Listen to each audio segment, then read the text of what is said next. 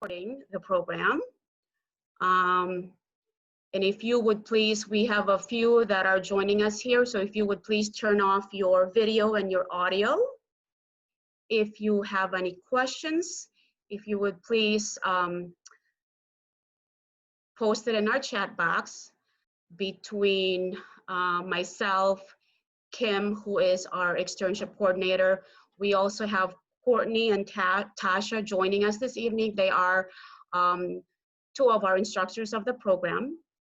And at any time during or after, if you feel that you have a question that we did not answer during the session, please feel free to email healthcare@cod.edu, and we will be able to answer you any of your questions there.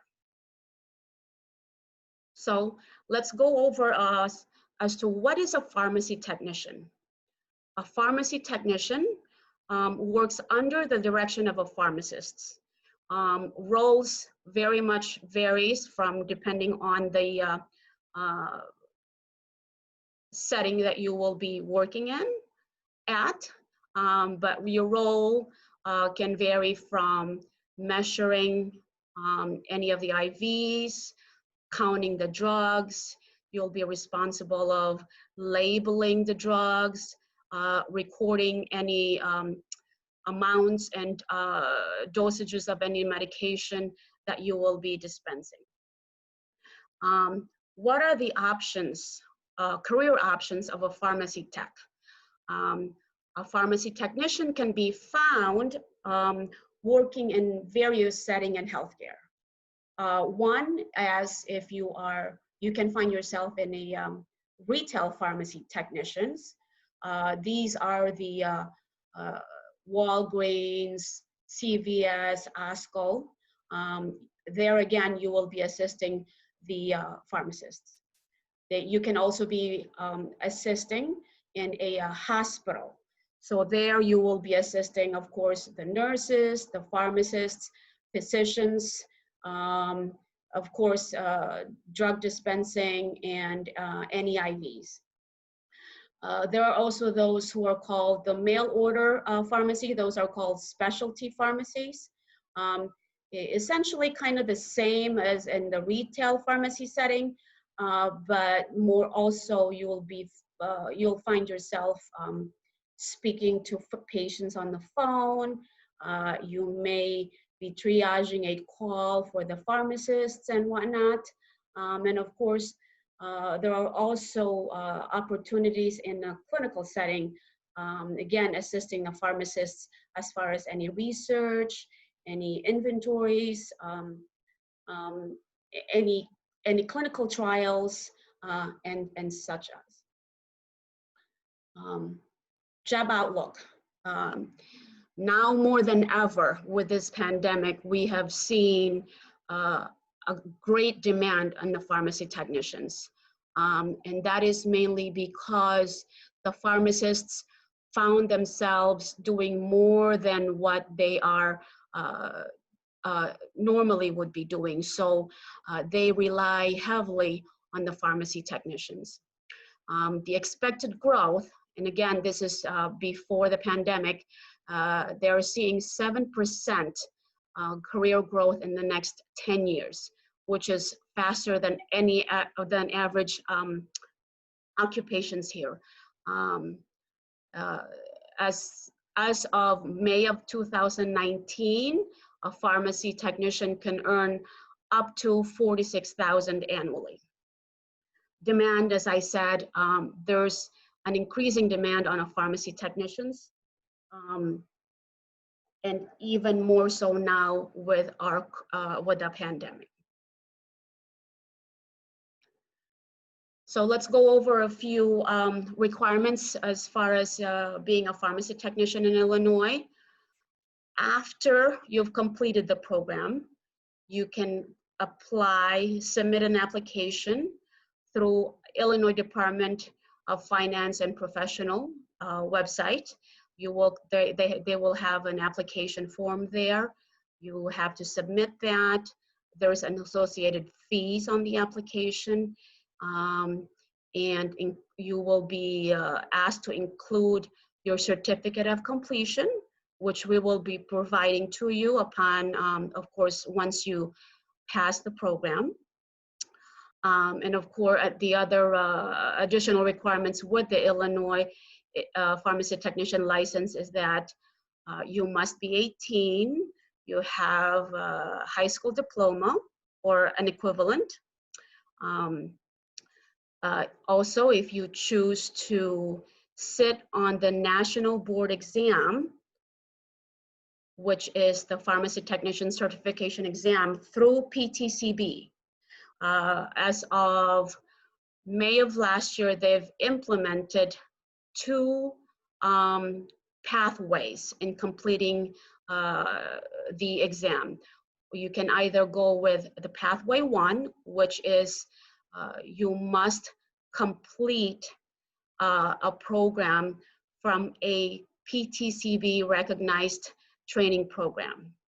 Or you can, if you are somebody who has been working as a pharmacy tech, you can also use that, or that can be a pathway that you can use in acquiring PTCE. There is a minimum requirement as far as hours. I believe it is 200. But if you choose the pathway 1, College of DuPage, our program is PTCE recognized training program. So that means if you apply and schedule an exam date, all you have to do is to complete the application, of course, schedule a date, and you will be asked to submit your certificate of completion, which again, we will provide upon completion of the program. As far as our program, the requirement is 1, you must be 18 years old. You either have a high school diploma or an equivalent.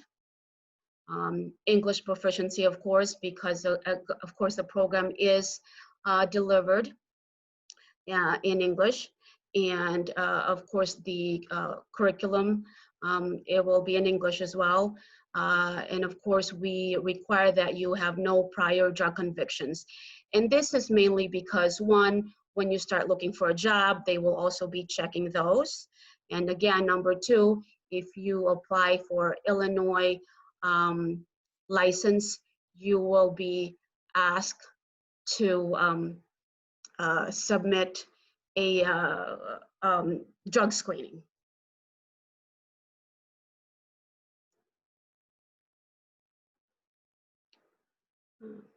Okay. Oh, I'm frozen a little bit here. 1 second. Okay. Let's go over class expectations. And we will touch base a little bit more here in a couple more slides, but of course, just as any other classes, this is a college course, and we expect that you please be on time. Attendance is required, and attendance is a requirement in passing the program. One of the requirements is that you're not absent 3 or more during this whole semester. Preparation, of course, the instructors will be posting the syllabus, so you will have the schedule and you know what's coming. We ask that you please review your workload. We will go over the Blackboard in just a little bit, but don't be surprised if the instructors will do any pop quizzes, but as far as any exams, dates will be posted on your syllabus. Studying, of course, we are estimating 2 hours a day. Again, the instructors will let you know as far as what chapters we'll be covering for the next day or so, so you'll have those ahead of time.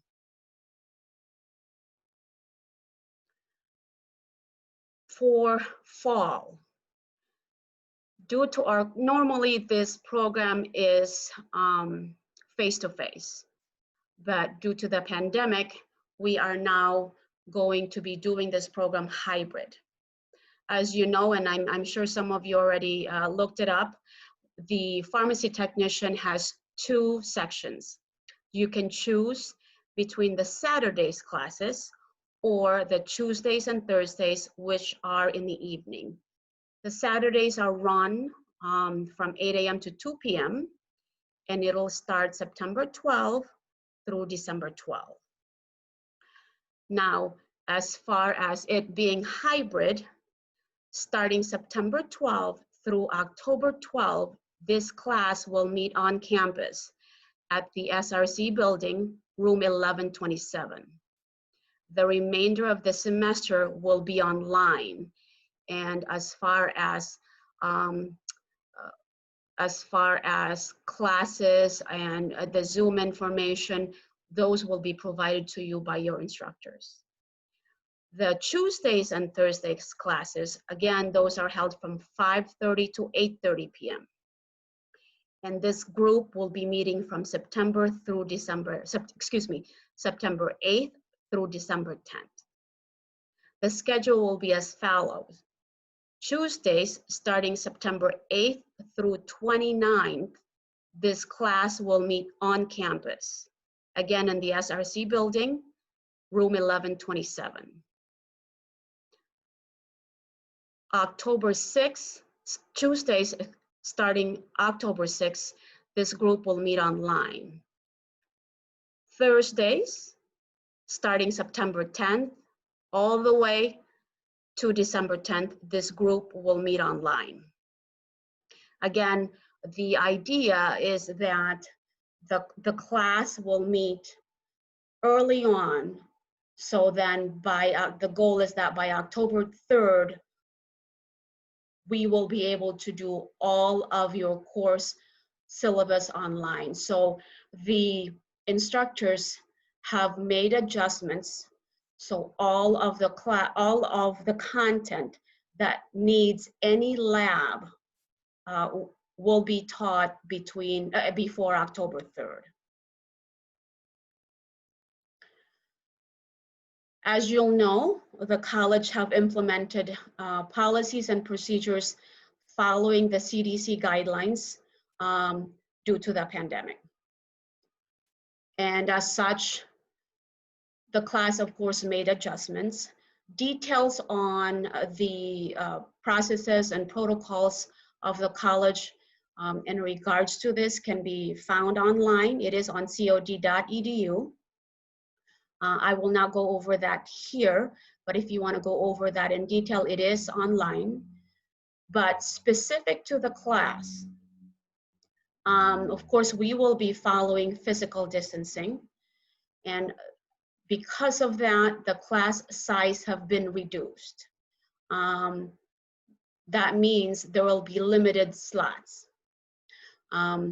Students will be required to please follow physical distancing. Students will be required to wear a face mask on campus, of course, and during the class. Of course, we ask that you please wash your hands frequently. Students will be screened every day that you report to class. And just, of course, just so you know, classrooms will be cleaned and sanitized daily. Textbooks. The required textbooks for the class, you can find them at the school bookstore. They are offering for you to order them online, or you can order them and do a curbside pickup.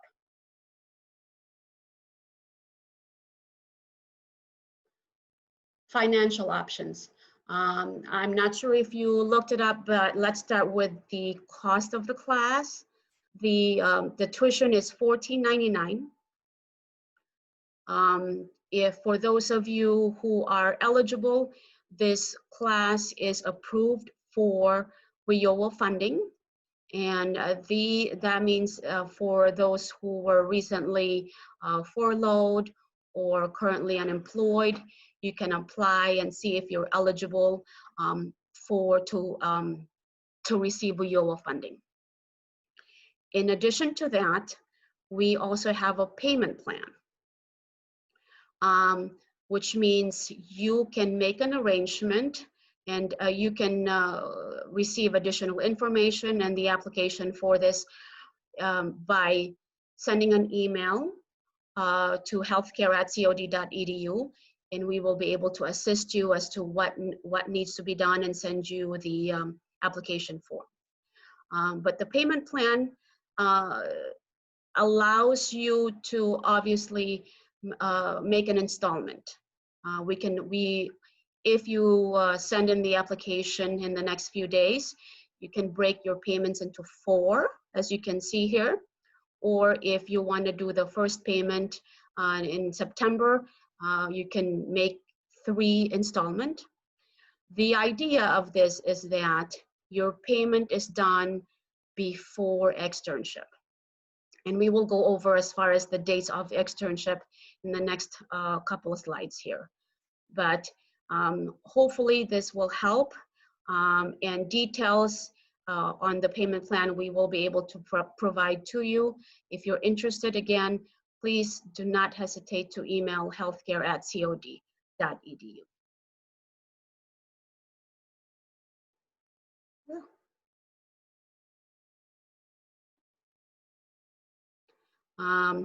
We also have if anyone needs a access and accommodations, please feel free to email access@cod.edu. There are some changes, of course, given that we are now, the campus is closed.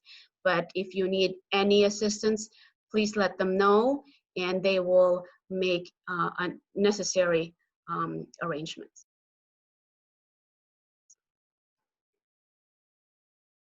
Blackboard. Blackboard is the platform that we will be using for the class.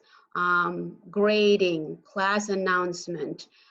When we move over to online, any discussion and discussion postings will be on Blackboard. The instructors also use this as far as posting your syllabus. And of course, these is also used as far as communication. So any email all via Blackboard. So as far as access, the first thing we need to do is to create your My Access account. And that is done through, when you register, you will create My Access account anyway. And once your My Access account has been created, that generates your Blackboard account. And all of this information we will share with you once you are registered and give you a step-by-step guide on how to create and additional resources as far as Blackboard uses and how to navigate the platform.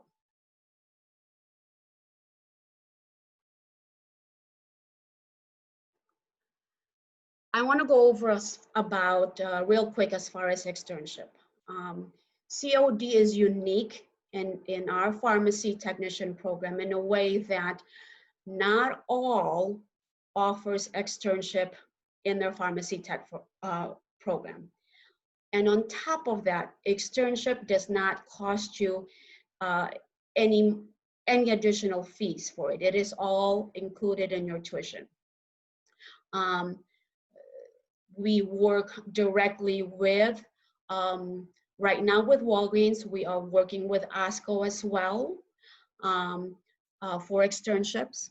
So this will provide you the opportunity to just kind of have that hands-on learning, if an additional opportunity for you to, one, of course, apply the knowledge, and number 2, to network. I also want to highlight that the externship program actually will provide you a firsthand as far as job placement. Many of our students who have gone on externship have been offered a job right from the program. So, you know, this is something that you might want to consider. It isn't required, actually. Externship is not required in passing the program or in completion, but it is highly recommended. And I'm sure the instructors will also echo that. But this will also give you an additional learning experience.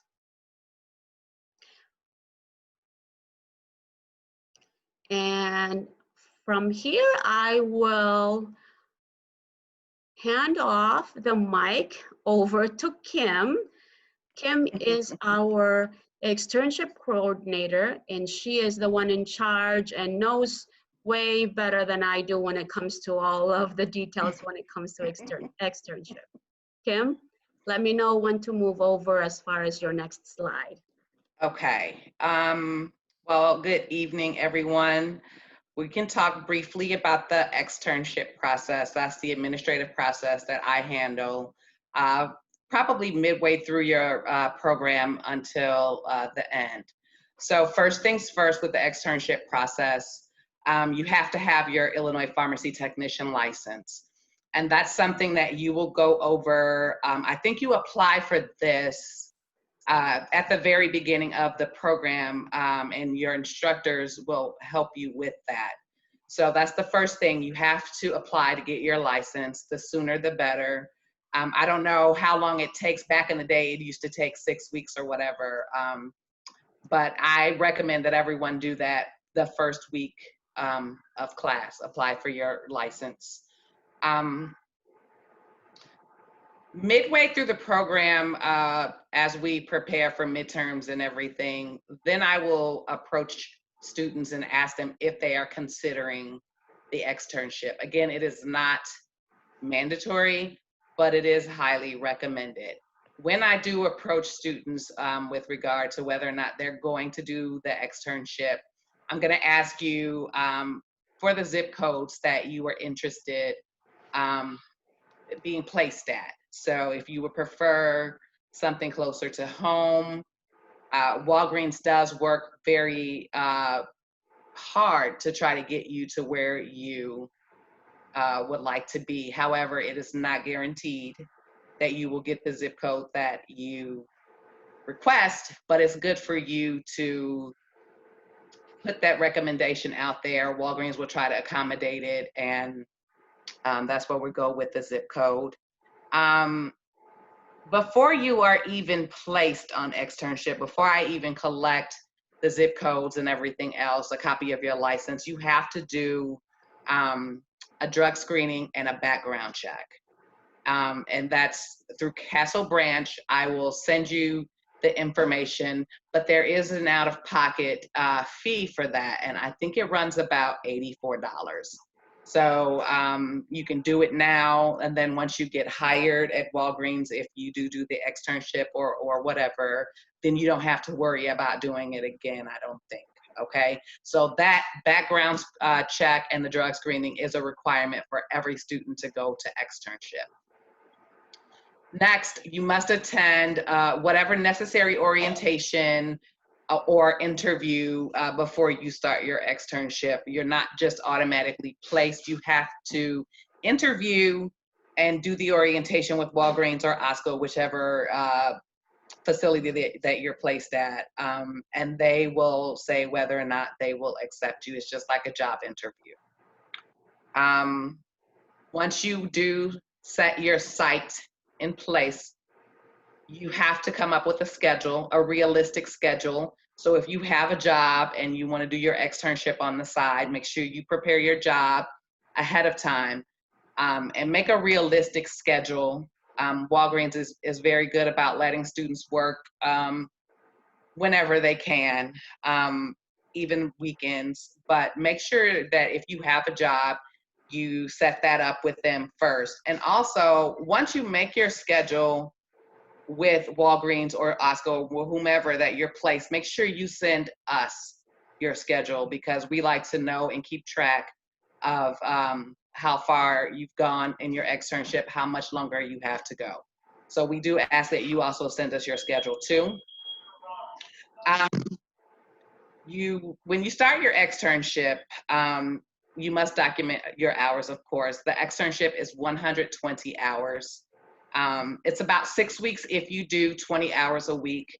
It's recommended to do 20 hours a week. I know many students have done more to get it done faster. If you want to do full-time, if you're not working right now, and knock it out in about a month or 3 weeks, you can do that too. But within the labor laws, we ask that everyone work. We don't want anyone to do 50, 60-hour externship.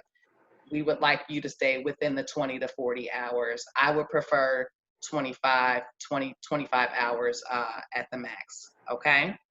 And when you're done with your externship, and we're going to have our own externship orientation to go over everything because there will be paperwork. Please make sure that you return your paperwork to us, and you can send it. I put the email address in the box. I'm pretty sure you've got emails from us. It's healthcare@cod.edu. So make sure you send everything back to us at the end, okay? Any questions about anything on this page right now? All right, next slide.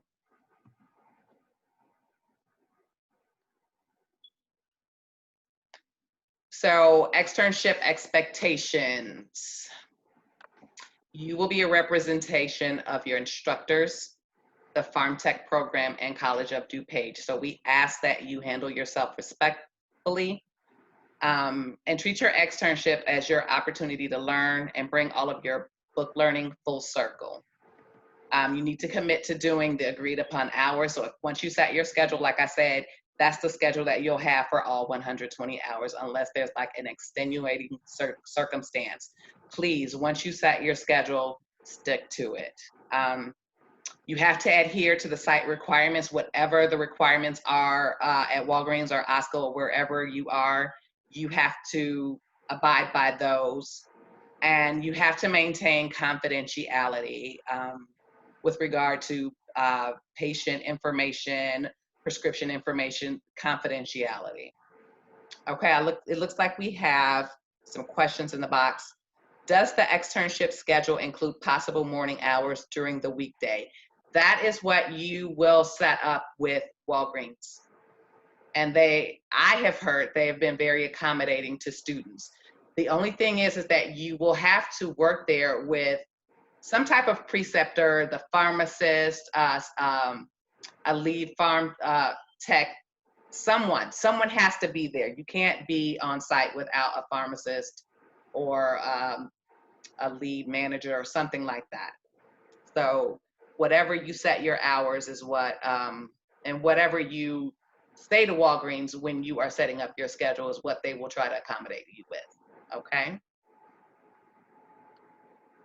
So, any other questions with regard to externships?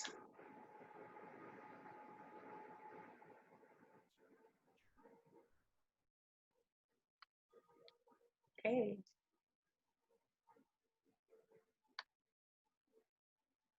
Okay, I think we're okay. I think from here, I'd like to introduce and hand over the microphone, if you must, the stage, over to Courtney or Tasha. I want to introduce Courtney and Tasha, guys. They are one of our instructors. Courtney, correct me if I'm wrong, but I know she is the current director of oncology pharmacy services at Advocate. And Tasha is the manager of pharmacy of services at Advocate as well. And Good. It's yours. Hey. All right, thank you. So Tasha and I tag team the Saturday course. And I want to pause here for some true instructor style interaction with those on the phone. Do you all have any questions? And if you don't have any questions, do you know what you want to get into? Do you want to work at Osco, Walgreens, or do you want to go to the hospital? And I'll pause here for you either to unmute yourself or you can put your response in the chat.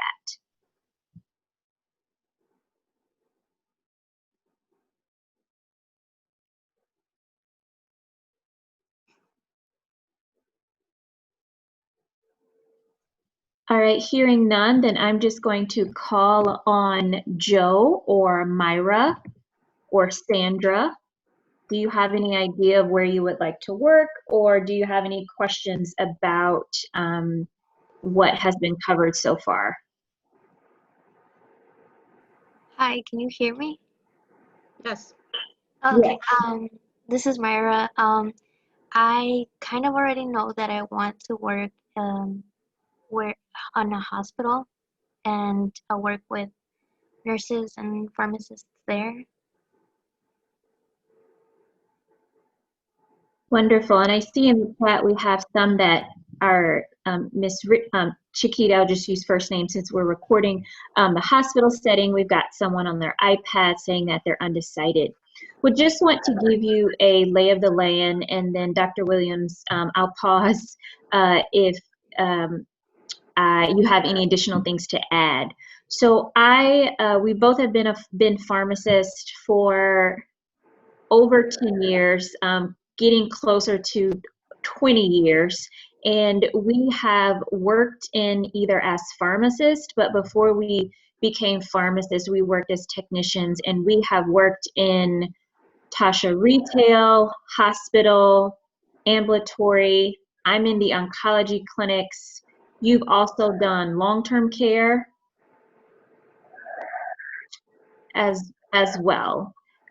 So we have a large, she says, long-term care and mail order. So we have a good variety of exposures over the span of our career.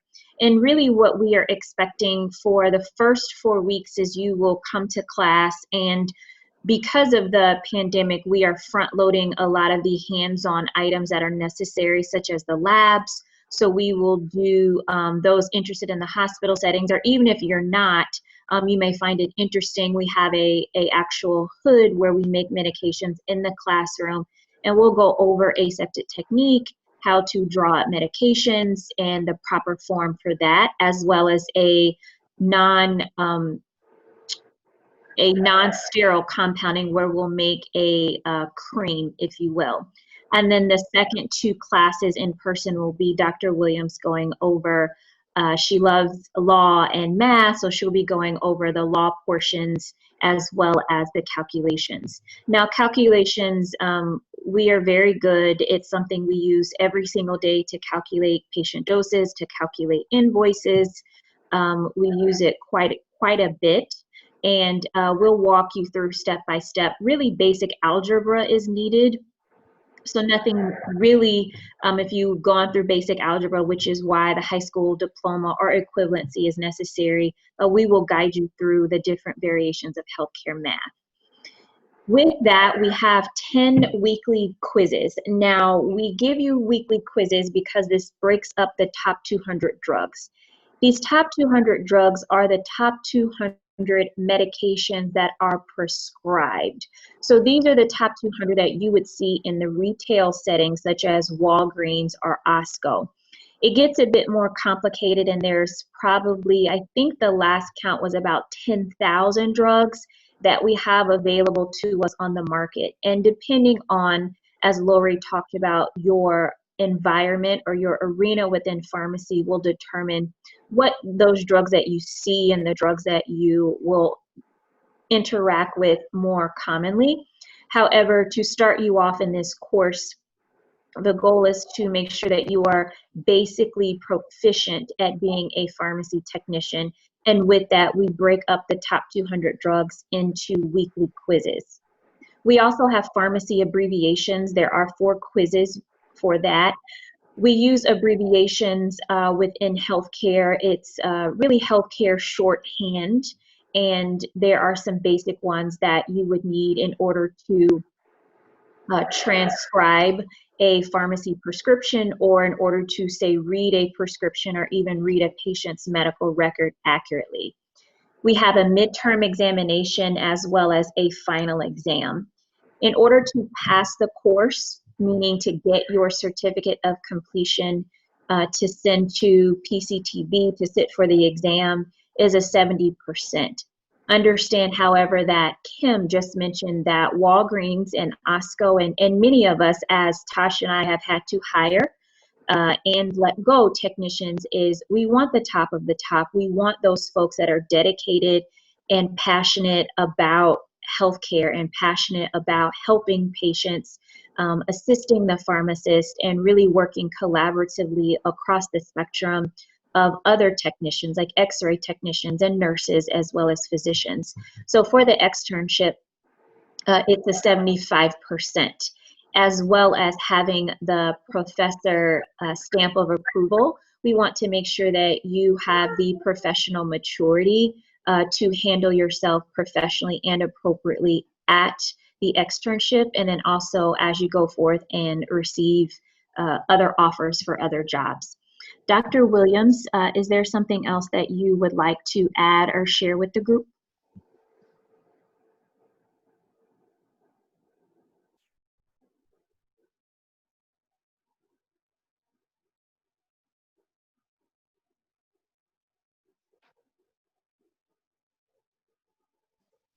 Yes, so there is a question in the chat about being proficient in English, and yes, we teach the class in English. The textbooks are in English, as well as the examinations for certification as well as licensure are also in English. And as Lori said, there are resources within the college if you need them that can potentially help you.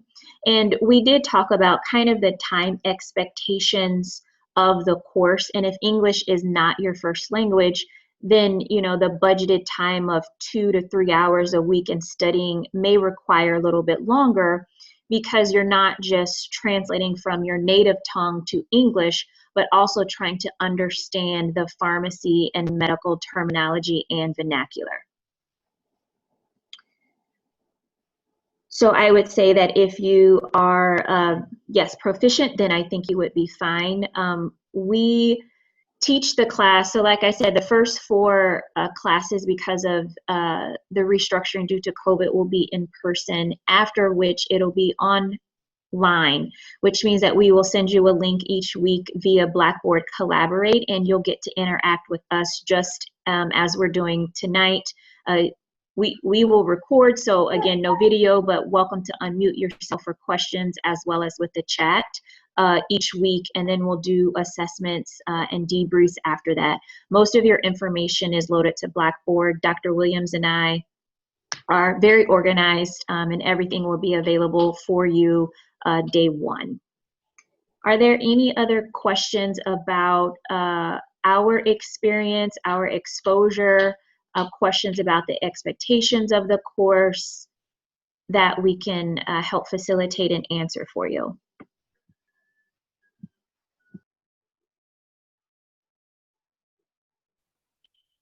I had a question about attendance.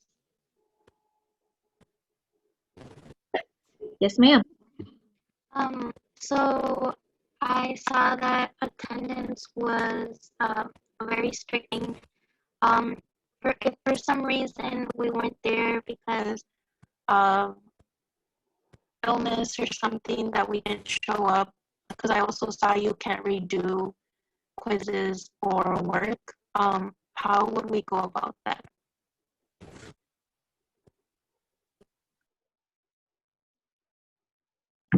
So just an update for the Saturday class. You are correct. Attendance is fairly strict for this class because it is truncated. We don't really have a whole lot of time to go through a lot of dense material with you all. And if it's something that you know ahead of time, you are welcome to give us that notification because attendance is mandatory, it's necessary. And we design the class just like we would on the externship or in the workplace to set realistic expectations that if you miss a day, there is no makeup work. Partly because once we've given that quiz, there's we wouldn't want to re-give the same quiz and that the answers are already floating out there. We do also provide, if you know, and this is just to provide a buffer for that, there are quite a few other extra credit opportunities in order to compensate for a few things. Compensate, one, that as you get up to speed with the speed of the course as well as the expectations, sometimes it's a little bit of a steeper learning curve for some or the others. So we tend to provide extra credit at least 2 to 3 times throughout this semester in order to compensate for that. And then secondly, we try to provide enough extra credit to cover at least the point value of one quiz for those that may need to be absent for either planned absences or just because of various life circumstances.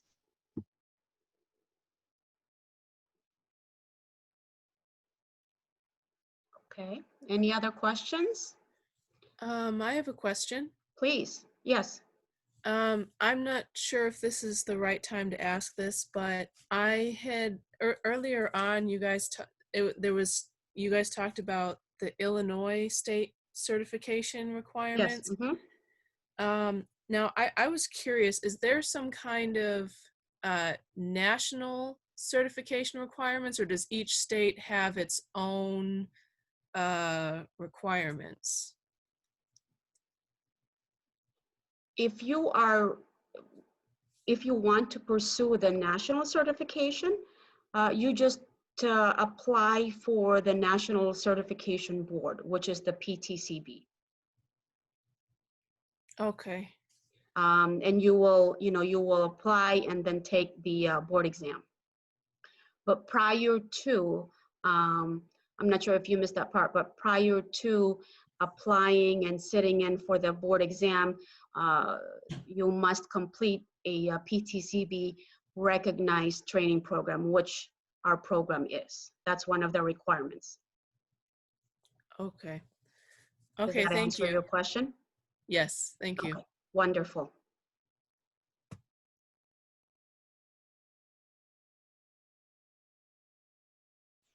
I just want to jump in to really maybe teach what happens with the technician licensure and certifications. So think of it as a layered cake. The first layer is completion of this course, which really allows you the tools necessary for the second layer. It also exposes you to the job requirements, the experience, the layout of being a pharmacy technician, understanding the laws, understanding the drugs, the medical terminology, as well as some brief psychology around medications, etc. The second layer is then after you complete the course, you sit for the PCTB or the except or the examination, which is the licensing examination. Once you passed the licensing examination, you would fulfill your requirements for the state board license. Now, the certification of completion you get from this class is saying that you completed this class. You apply for the state licensure, but in order to finish your state licensure process, you also need to sit for the licensure examination. Does that make sense? So there's 2 different items here. We have the pharmacy technician course that is required to sit for the exam. Once you finish the course, you then can sit for the exam. In the background, you've already applied for your state licensure, but in order to complete your licensure requirements, you're going to need to prove to the state that you have passed the pharmacy technician licensure examination. Does that make sense to everyone?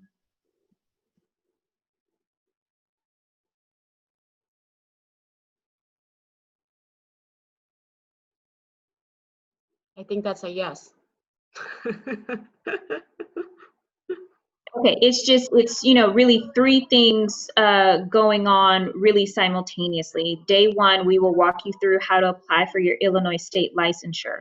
So you apply for the licensure, but you have a time frame of which you have to produce verification to the state that you passed your licensure examination. So that's in the background. You take the course, you show up on time, you study, you pass the course, you get your certificate of completion. That then is your key to complete your licensure examination. Once you complete and pass your licensure examination, you then circle back and provide that documentation to the state. All your employers are going to want to have this documentation and verification. They want to know that you've applied for your license. When you've passed the licensure exam, they're going to need those results, and then they're going to need to know that the state has given you your final stamp of approval. So making sure that you are up on top of everything as well as prepared for class, which then prepares you for the licensure examination, will be key.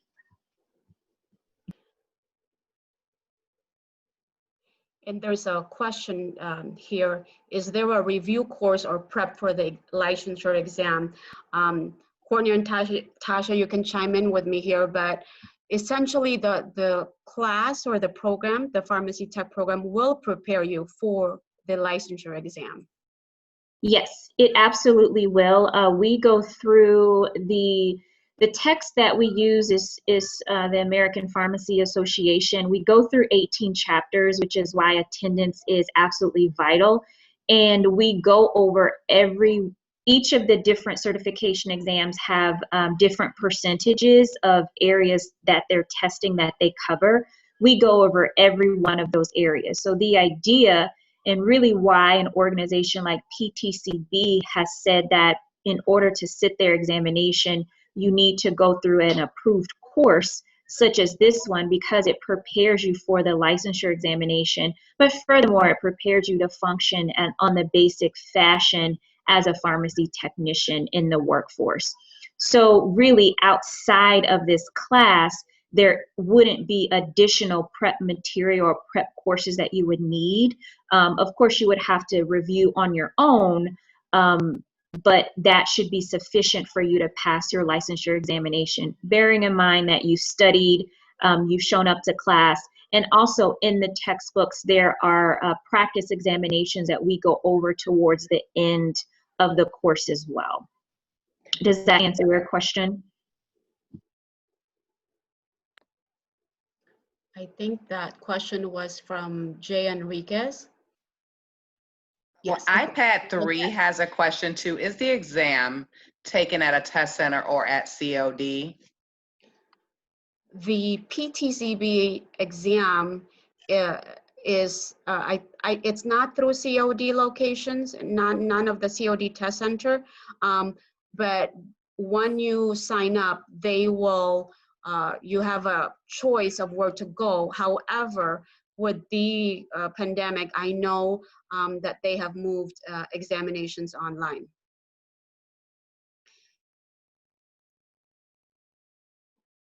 Can you tell me the individual, will COD facilitate or arrange the practicum portion? What do you mean practicum portion? Do you mean the hands-on labs? I just want to make sure we answer your question.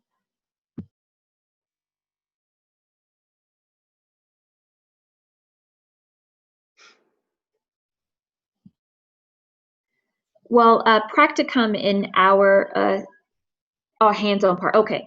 I was going to say the practicum in our language means hands-on, instructor-led. So yes, so I will be teaching you the hospital portion, or Dr. Williams will be, and I'll be teaching the lab on the non-sterile compounding. So both of us will be providing you hands-on experience with that on site. All of the supplies and materials that we need are in the classroom at COD. So that will all be facilitated by the instructors on site, which will work very nicely 2 months after that when you are doing your externship. Will work with that. So the externship Kim spoke to, which will be handled again in tandem starting around November. But the first portion, the practicum portion, Dr. Williams and I, or for the Tuesday, Thursday, your instructor will be taking care of that.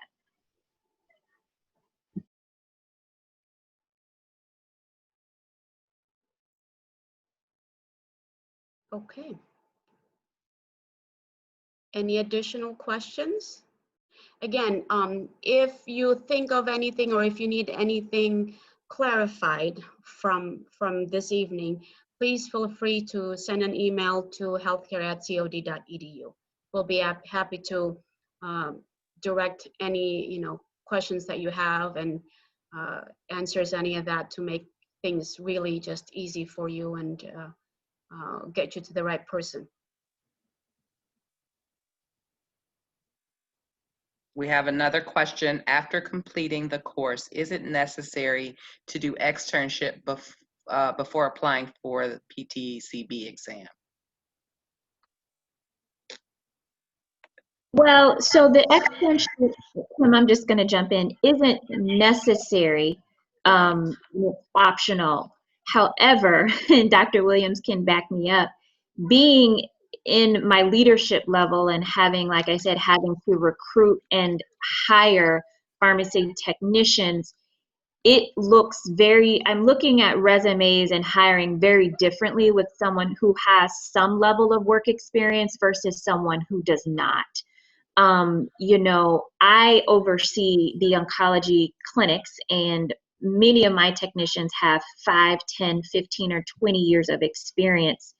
And sometimes it's difficult to get in without any experience into the hospital or into retail. So having done an externship and having that on your resume, if you're not already in not already in healthcare, really, really speaks volumes, because it lets me know if I'm hiring you, you've done the program and you've had so many hours at Walgreens, that I know, okay, they're not coming in completely with no exposure and no experience. They're coming in with at least the foundation, and that as hiring managers, we can work with.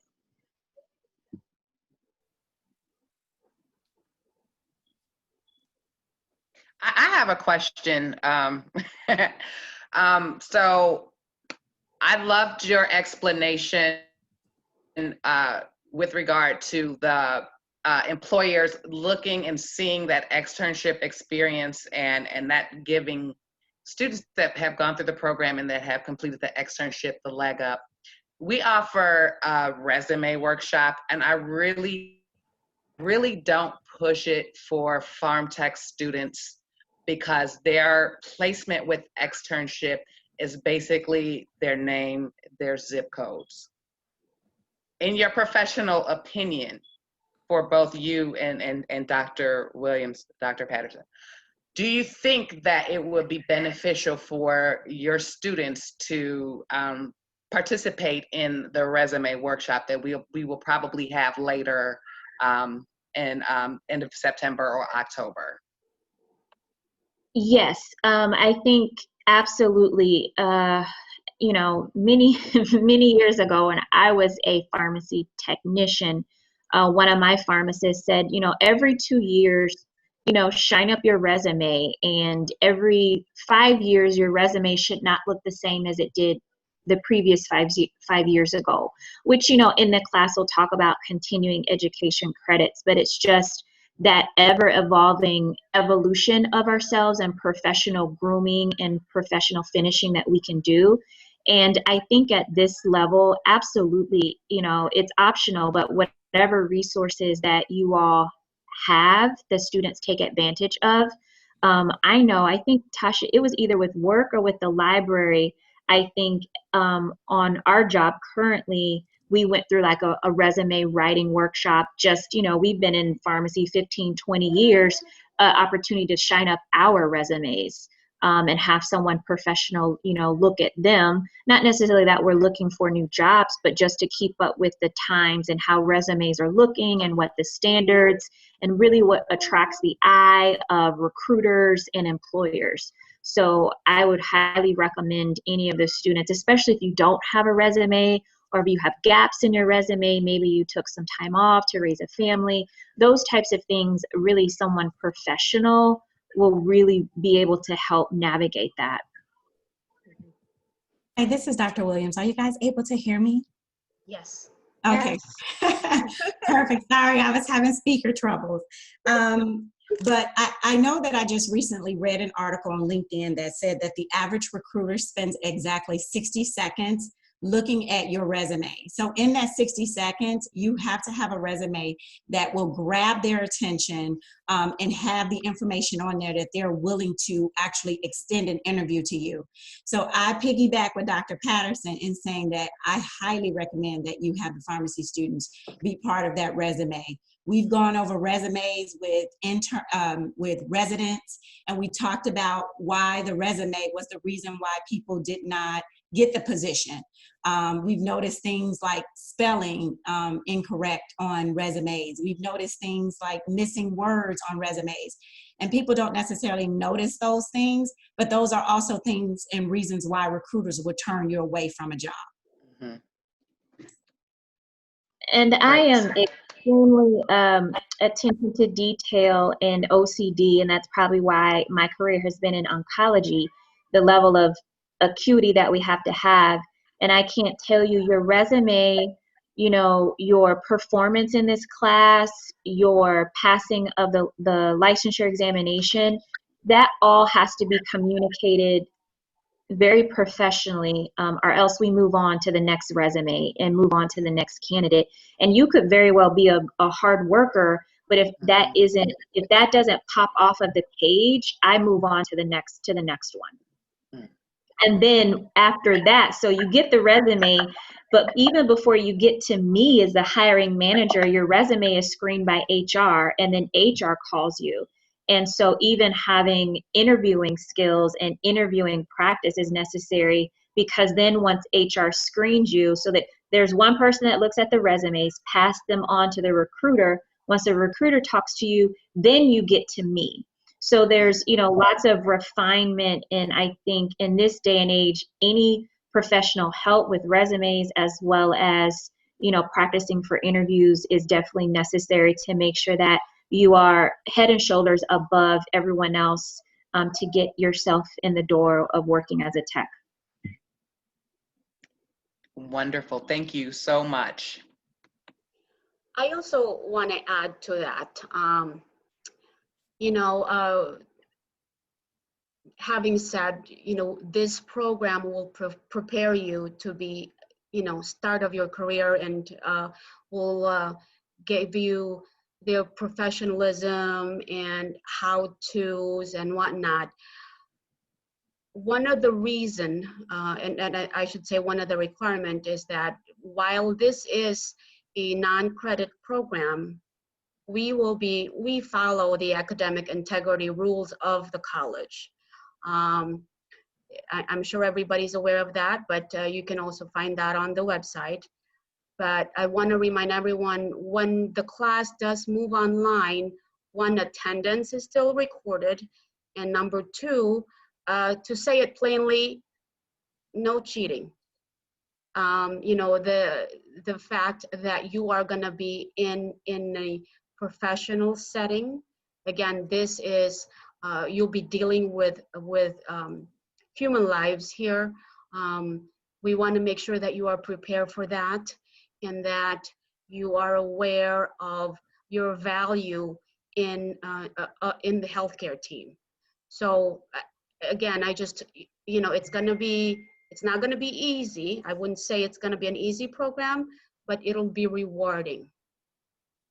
And you will find yourself, you know, again, you have instructors here that are just phenomenal. They are your great resource, and you're going to have, and this is something that we heard from previous students, they've met, you know, fellow students, and they continue to network with them, and, you know, you can help each other later on.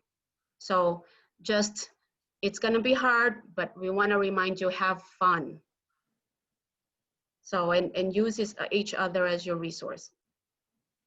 So Lori and Kim, there is a question in the chat that I want us to pause on. So thank you for asking, because I didn't mention this. The average passing rate for those taking the licensure examination after they finish the program. Mm-hmm. So for, you know, HIPAA reasons, which we'll talk about, I don't know, or we don't know as a program, that particular statistic. Folks have to disclose to us if they've passed or if they've failed. However, I will say that we do try to keep up with the students, and most of them who finish the course with a passing score. Now, we will not count the folks that did not pass the course, but those who received at least a passing grade in the course did go on to pass the licensure examination.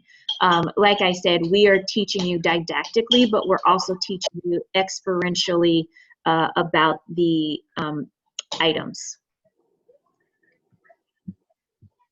So, which is why I think the PTCB organization recognized the value in this and made it a requirement to sit for their particular, made it a requirement.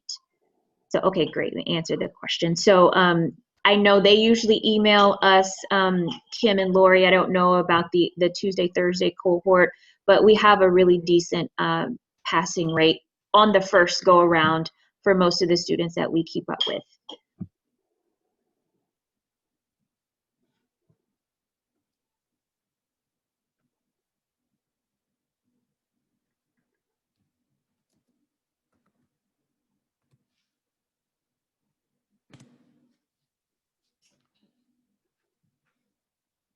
Yes, so another question. There are 3 books. One is the main text that has the meat, the didactic portion that we'll be speaking of. The second is a workbook that we will go through, and it helps reinforce the concepts in the chapter. And the third is a calculations. And for the most part, we go through every single segment of those books because we need to drive home certain points. And you also need practical practice of these concepts as well. So yes, we used all 3. Thank you. And Shirley, I apologize for this. You messaged me privately, except I'm screen sharing, so your message is showing. Yeah, your question is what's the percentage of people that do not pass the course? I would say 3-5% do not. You mean like who, would you agree? like who fails the course? I think that's what she means, yes. Okay.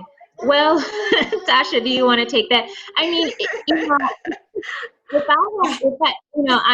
okay, so I'm an educator, okay? So when you look at a course, it's going to follow a bell curve, right? You're going to have those students who get A's and high B's. And then in the middle, you'll have those who are getting C's.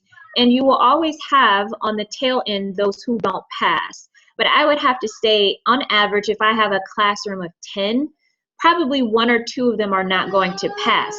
Now, let me say that with a caveat. That is not because we didn't prepare them, because on day 1, you will have the syllabus, you will have what we'll be testing you on with the abbreviations, with the quizzes, the chapters, and everything will be laid out for you. So if they didn't pass, more than likely, I can guarantee you when I go back through my grade book, it's because of their own individual lack of application, not because they didn't have the tools to be successful, because we give you to those. So it was either 2 things. They didn't come to class and didn't show up, or they didn't apply themselves. So if you are someone who is going to show up and if you're going to apply yourselves, you will be successful in this course with us. This is Dr. Williams. Just please keep in mind with this course, this is not a course that you can pick up and study your 20 drugs on the Saturday, on Saturday morning when you come to class. This course will require you to put in the legwork in order to complete it. You will be learning so many things in this course that all require a lot of your time to be able to grasp brand versus generic and what class it's in. So if you are not prepared to spend that time with the class that it actually needs, that will actually show and reflect in your grade. And we see that after the first probably 3 or 4 quizzes, we can kind of tell what students are not putting in that time. And so I challenge that every time I teach my first lecture is that, you know, if you had to go into surgery, would you want your surgeon to have failed medical school? When you go to the pharmacy to pick up your medications, or if you come to me to the cancer clinic, you hope that I'm a good enough pharmacist that I'm not going to make any intentional errors on your medications. And in order to do that, in order to be successful in healthcare, we have to put in the effort. We have to show up every day for ourselves. We have to show up every day for our patients. When I was in pharmacy school, they told us every prescription, every drug you send out, you have to do it with the care and with the acuity and with the attention as if your mother or your child was getting it. And this is true because the Walgreens up the street from my house, and Tasha can verify this, one of our former pharmacy technicians works at that Walgreens. So she has prepared medications for myself and for my kids. And so it's important that you show up for yourself and you show up for our patients, because our patients are sick, they're not well, and they're depending on us to do a great job in helping take care of them.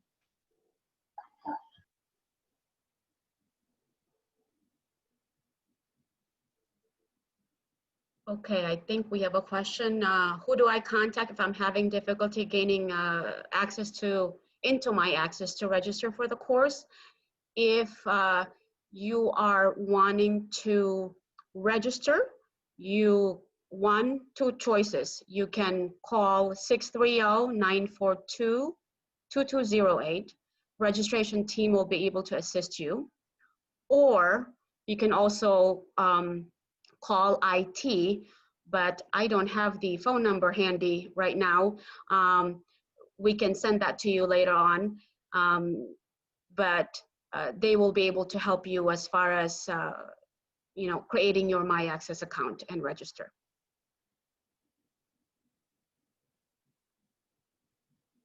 Okay.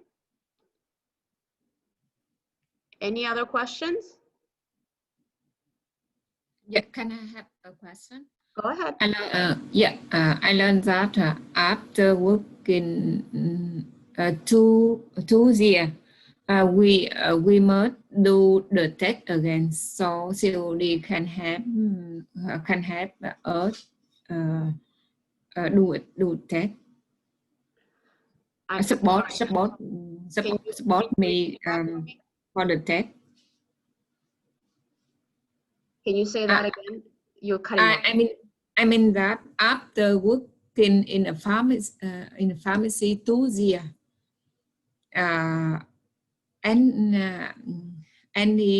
anybody must do the test again. Do the test again from pharmacy technician. Do test again. So COD support for do the test, or we do it by self contact with the center, do it yourself, or can contact with COD to do it. Correct me if I understand. Are you asking if there's any career services support after the program? Yeah, it means that after we get the certification about it means that after graduated from technician and I working, and after 2 years, the worker must do the test again. I see. I think if I can jump in, I think, okay. And please, I'm going to explain to you what I think you're asking. You'll have to tell me if I'm correct. Is per the state law, you apply for your license, and then within 2 years, you must show documentation that you have passed the licensing examination. Is that what your question is? Okay, yes. So the course with COD that we are teaching will prepare you to take the licensure examination. So once you finish the course and you pass, you'll get a certificate of completion. You can then apply online through the pharmacy technician licensing organizations to sit for the exam. You would then, outside of the course, schedule the examination, go to the testing center, take the exam, you'll get your results. You then would provide those results of passing to the state, and then that would complete your pharmacy technician licensure. Then from that point forward, you would have to produce documentation of so many hours of continuing education credits. Did I answer your question? Thank you. Thank you so much. I got you.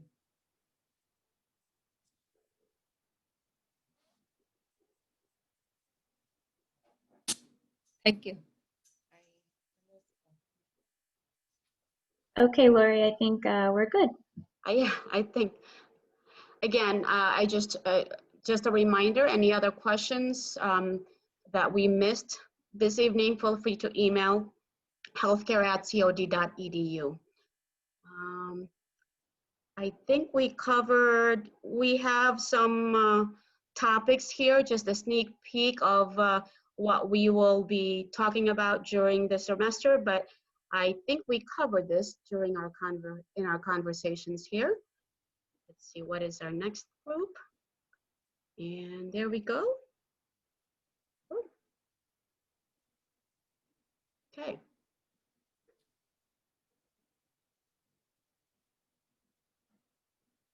Anyone else?